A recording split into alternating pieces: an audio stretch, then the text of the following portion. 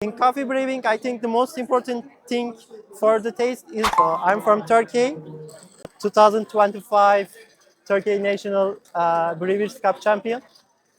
I'm glad that I'm brewing for you right now. It's a pleasure for me. This coffee is from Colombia, from Santo Ario. It is Mikawa farm. So this special lot we were using in our competition. So this specific lot is a geisha variety.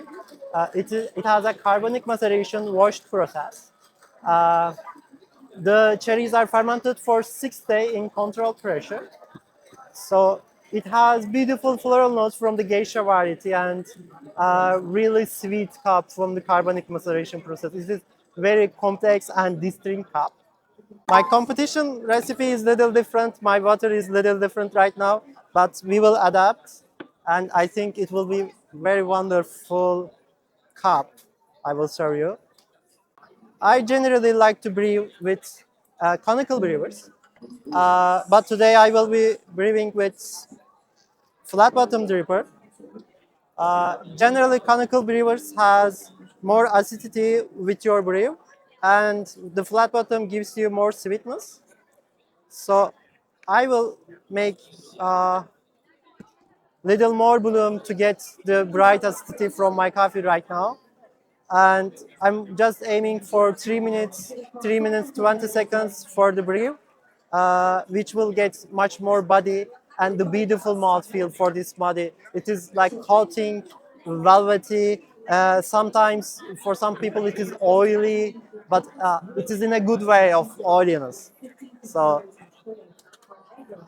So I'm aiming for 3 or 4 pours. I will just look for the how it is draw down. So for this kind of coffee, I'm generally using 1:16 ratio because coffee is very high quality. It is a competition grade coffee. So there's so many flavors that you can extract from it. For low quality coffees, you don't want to get so many higher ratios because it can get from astringency, it can get some bitterness.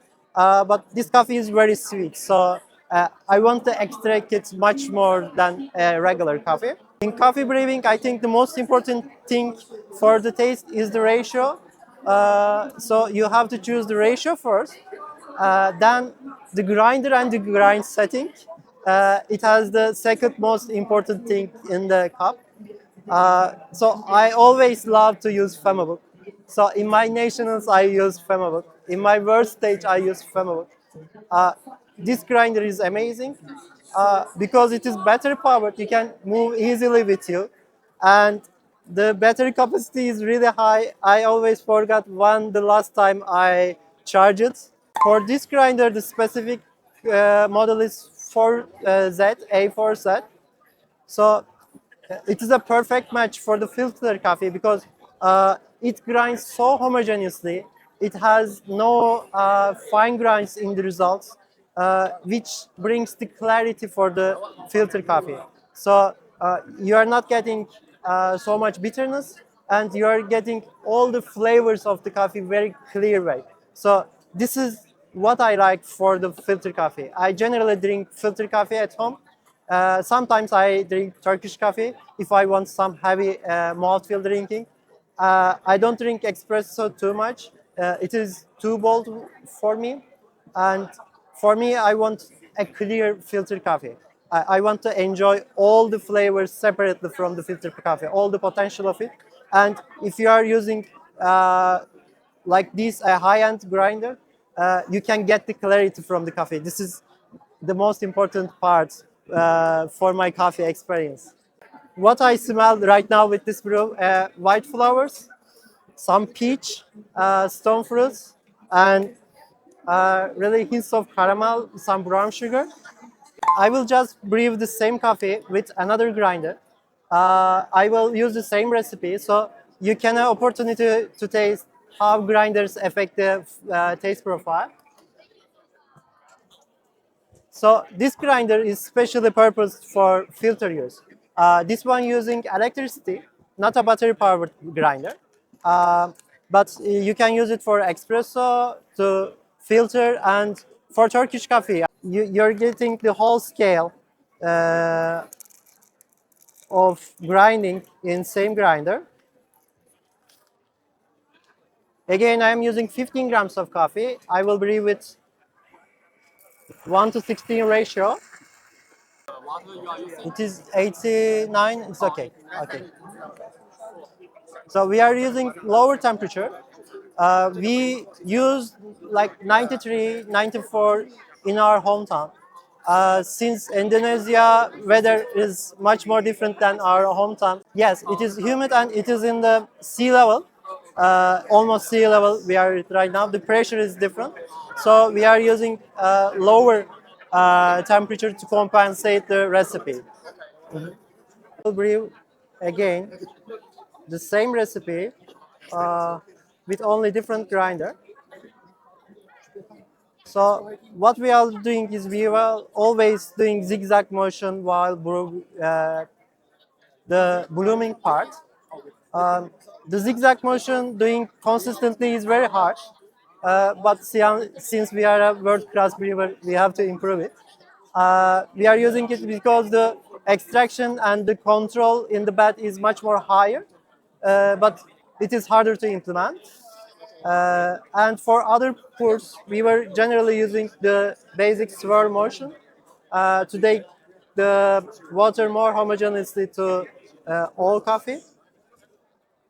So what I am aiming now, this grinder is for filter purpose. It has no fines, so it will be much more less body when we compare with the multi-purpose grinder. So this grinder produces more fines. It is much more suitable for espresso and filter. It has a general purpose. So I know that the body will be much more higher than this one. So I want to gently add water as much as I possible to compensate, not to get the bitter stuff from the coffee.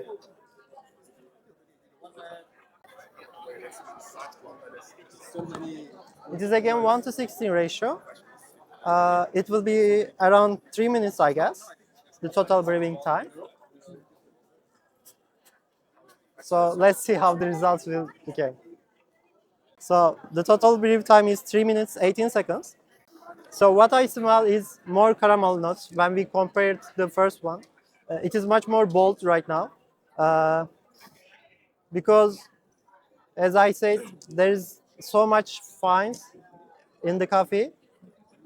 So it is much more bold, much has more body when we compare the first one in my palate.